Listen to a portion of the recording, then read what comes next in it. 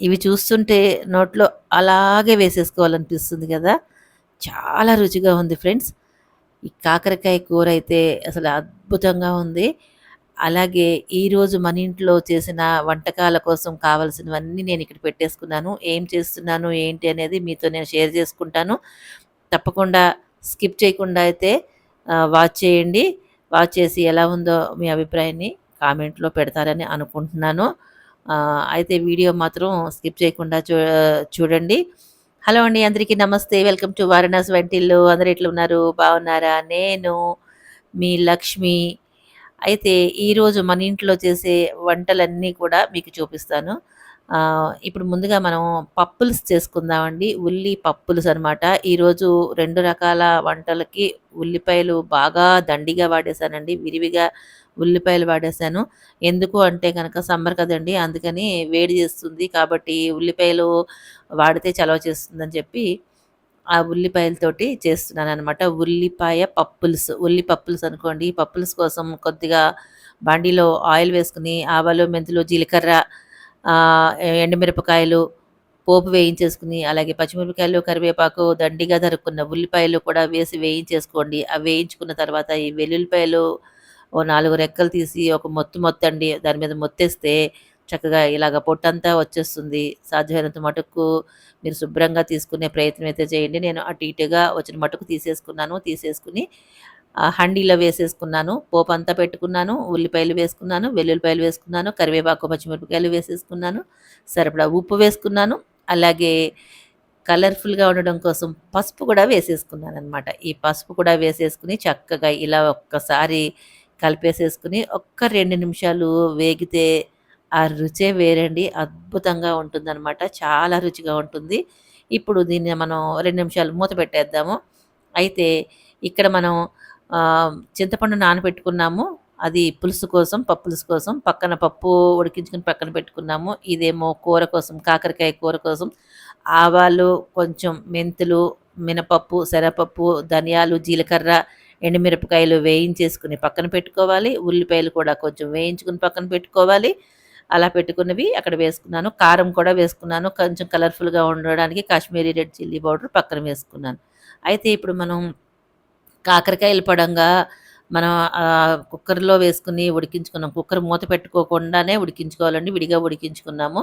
దాంట్లో కొద్దిగా పసుపు, ఉప్పు అలాగే కొంచెం చింతపండు రెక్క కూడా వేసేసుకొని ఉడికించుకుంటున్నాను. చింతపండు వేసుకుంటే అస్సలు చేదుండదనమాట. చాలా చాలా రుచిగా ఉంటుంది. నేనే ఆశ్చర్యపోయాను. కాకరకాయ ఏంటి చేదు లేకపోవడం ఏంటి అని అనుకున్నాను. ఎక్కడో ఒక పక్కన చిన్న చేదైతే ఉంటుంది. అస్సలు ఆ చేదు కూడా లేదండి. నిజం నమ్మండి. మీరిలా చేసి చూడండి. చాలా చాలా రుచిగా ఉందనమాట. ఇప్పుడైతే కాకరకాయ ఎంత అంటే ఒక 70% ఉడికితే సరిపోతుంది. 70% ఉడికించుకున్నాను. దీన్నేమి కట్ చేయలేదండి. కాకరకాయలు పడంగా శుభ్రంగా ఉప్పేసుకొని, కడిగేసేసుకొని నేను దీంట్లో వేసుకొని ఇలాగా ఉడికించుకున్నాను. ఒక చిల్లులు దాంట్లో ఇది ఇలాగా తీసేసుకొని మనం పక్కన పెడితే నీళ్ళన్నీ పోతాయి కదా! చల్లగా అయిన తర్వాత దీని సంగతి చూద్దాము. ఇప్పుడు మనం వేయించుకున్న పోపు ఉంది కదండీ కాకరకాయ కూరకి. ఆ పోపుని మిక్సీ జార్‌లో వేసేసుకొని చక్కగా మనం మ మిక్సీ వేసుకుందామండి. మరీ మెత్తగా ఏమవ్వదు. కొంచెం బరకగా ఇట్లాగా గ్రైండ్ చేసుకోవాలి. చేసుకున్న తర్వాత ఇక్కడ ఉల్లిపాయలు, అలాగే మనం పైన కాశ్మీరీ రెడ్ చిల్లీ పౌడర్ ఏసుకున్నాం కదా! ఆ పౌడర్ ఇవన్నీ కూడా ఈ మిక్సీ జార్‌లో వేసుకొని ఒక తిప్పేసేయాలనమాట. అలాగే నేను కందిపప్పు ఉడికించుకున్నాను. పక్కనే పెట్టుకున్నాను. విస్కర్‌తో మెత్తగా చేసేసుకున్నాను. మీరు కందిపప్పు వేసుకోవచ్చు. లేదా పెసరపప్పు కూడా వేసుకొని చేసుకోవచ్చనమాట. సమ్మర్‌లో సాధ్యమైనంత మటుకు పెసరపప్పు వాడితేనే చలవ చేస్తుంది. సో, నేను ఉల్లిపాయలు ఎక్కువగా వేశాను కాబట్టి కందిపప్పు వేసుకొని చేసుకుంటున్నాననమాట ఈసారి. ఈసారి అయితే దండిగా ఉల్లిపాయలైతే వాడేశానండి బాగాను. ఉల్లి కారం కూర చేస్తున్నాను. అలాగే ఉల్లి పప్పులుసనమాట. ఇవన్నీ కూడా అద్దిరిపోయినాయి. సూపర్‌గా ఉన్నాయన్నమాట. చాలా చాలా బావున్నాయి. అయితే మిక్సీ జార్‌లో ఇది వేసుకున్నాం కదా! ఉల్లిపాయ మిశ్రమం కూడా వేసేసుకొని ఒకసారి ఇలా తిప్పుకోవాలి. అంటే మరీ మెత్త పేస్ట్‌లా అవసరం లేదండి. కాస్త కొంచెం రవ్వ రవ్వలాగా ఉంటే కూడా సరిపోతుంది. అదే అంటే పలుకుగా అంటారు కదా! కచ్చా పచ్చా అనుకోండి. అట్లా వేసుకొని ఆహ్, మిక్సీ జార్‌లో వేసేసుకోండి. చూసారా? ఇట్లా నలిగిపోయింది. మనం తీసి పక్కన పెట్టుకుందాము. ఇలా పక్కన పెట్టేసేసుకుందాము.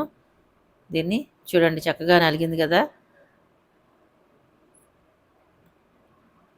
ఈ పక్కన పెట్టుకుందాము. ఇదిగోండి ఈ పప్పయితే మెత్తగా అయిపోయింది. ఒక్కొక్కసారి మనం పులుసు ఒకసారి చూద్దాము. ఈ పులుసులోని చింతపండు పులుసు పెట్టుకున్నాం గదా! ఆ చింతపండు పులుసు కూడా పోసేసుకున్నాము. పక్కన నానబెట్టుకుని ఉంది గదా!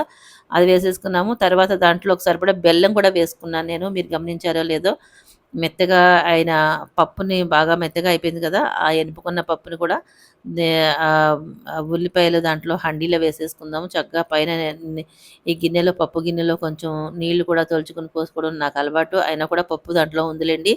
అది వేస్ట్ చేయకుండా మొత్తం తొలిపేసుకొని దీంట్లో పోసేసుకోవాలి. మీకెంత పలచగా కావాలో అంత నీళ్లు పోసేసుకొని చక్కగా ఉడకనిద్దాము. ఈ గిన్నేమో ఊరికే జారిపోతోందండి. స్టవ్ మీద నుంచి కదిలిపోతూ ఉంది. పెద్దగా అయిపోయిందది. అది స్టవ్వు బర్నర్‌కి ప్రొటెక్టర్ ఉంది. అది పెట్టలేదు నేను. పెట్టడం మర్చిపోయినా. సరే చేసేద్దాంలే అనుకున్నాను. కానీ ఊరికే కదిలిపోతూనే ఉంది. ఎక్కడ కింద పడిపోతుందో అని భయమేస్తూనే ఉంది నాకు చేసినప్పటి నుంచిని. జాగ్రత్తగా చేసేసాననుకోండి. అయితే మీకిప్పుడు ఒకటి చెప్పాలి. నేను దీంట్లో సాల్ట్ వేయడం మర్చిపోయాననమాట. ఉప్పు దీంట్లో మనం సాల్ట్ వేసుకోవాలి కదండీ! ముక్కలు మనం కాకరకాయలు ఉడకపెట్టుకునేటప్పుడు కొంచెం ఉప్పు వేసుకొని, కాకరకాయలకు సరిపడా ఉప్పు వేసుకొని ఉడికించుకున్నాము. అయితే దీంట్లో కూడా ఉప్పు వేసుకోవాలి కదా! కారంలో కూడాను నేనది మర్చిపోయాను. ఇప్పుడు యాడ్ చేసి మళ్ళా ఒక్కసారి మిక్సీ వేసుకున్నాను. వేసుకున్న తర్వాత అదంతా కూడా తీసి ప్లేట్‌లో వేసేసుకొని, ఒకసారి ఇలా మొత్తం అడుగు నుంచి పై వరకు ఇలా కలిపేసుకున్నామే అనుకోండి, మొత్తం ఆ పోపు, ఉల్లిపాయలు అవన్నీ కూడా కలిసిపోతాయి చక్కగా ఇలాగా. చూసారు కదా! ఎంత బావుందో కలర్‌ఫుల్‌గా ఉంది. ఆ కాశ్మీరీ రెడ్ చిల్లీ పౌడర్ వేసినందుకు ఈ కలర్ వచ్చిందనమాట. ఇదిగోండి ఇప్పుడు మనం ఏం చేద్దామంటే, ఈ కాకరకాయలు ఉడికించుకున్నవి తీసి పక్కన పెట్టుకున్నాం కదా! ఇలాగా నీళ్ళన్నీ పోయినియి. ఇప్పుడు మనం ఇది కట్ చేయకుండా ఉడికించుకున్నామండి.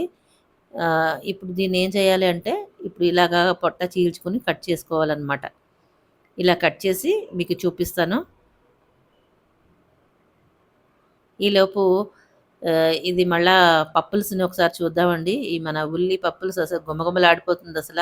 ఇందులో ఆహ్, నేను ఉల్లిపాయ వేసినా, వెల్లుల్లిపాయలు వేసినా కూడా ఇంగువ కూడా వేసుకున్నానండి. మీరు గమనించారో లేదో నాకు తెలీదు. ఖచ్చితంగా ఇంగువైతే నేనైతే వేసుకుంటాను. మీరు వద్దనుకుంటే స్కిప్ చేసేసుకోవచ్చు. ఇదైతే మనది పప్పుల్స్ అయితే అయిపోయింది. స్టవ్ ఆఫ్ చేసేసుకొని వెంటనే మూత పెట్టేసుకుందాము. ఆ వాసన బయటికి పోకుండా మూత పెట్టేసుకోవాలనమాట. ఇదిగోండి నేనిలా కట్ చేసేసుకున్నాను. చూసారా? ఈ పొట్టలు ఇలా చీల్చేసుకున్నాను. కొన్నిట్లికేమో బాగా పండుగా ఉన్నవి ముదిరిపోయిన గింజలు తీసేసాను.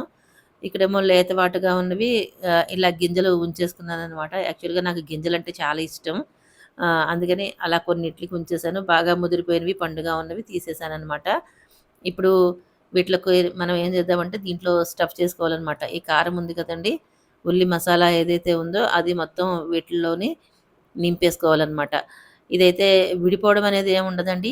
పొడి పొడిలా ఉంటే పౌడర్‌లా ఉంటే గనక మనకు ఆయిల్‌లో పడిపోయి ఆయిలంతా పాడవుతుంది. ఇప్పుడు ఇది మనకి ముద్దలాగా ఉంది కాబట్టి ఈ పొట్టలో కూరేసుకున్నామే అనుకోండి అస్సల ఎలా వేసిందో అలాగే ఉంటుంది. కదలదనమాట. చక్కగా ఉంటుంది. కానీ చాలా బావుంది ఫ్రెండ్స్. కూరైతే అసలు ఎంత బావుందో అసలు. మా వారికైతే కాకరకాయ ఇష్టముండదు. తినరనమాట. చేదుంటుందని చెప్పి ఆ కాకరకాయ కూడా తినరు తను.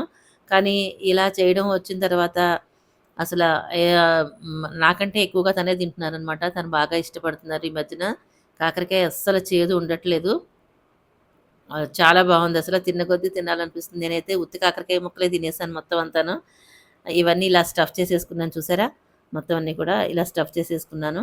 ఇప్పుడు మన ఈ పప్పుల్స్‌ని తీసేసుకొని డిష్ ఔట్ చేసేసుకుందాము. ఎందుకు అంటే కనుక మనం మళ్ళీ అదే హండీలో కూర చేసుకోవాలి కాబట్టి. సో, దీన్ని తీసి నేను ఒక గిన్నెలోకి వేసేసుకున్నాను.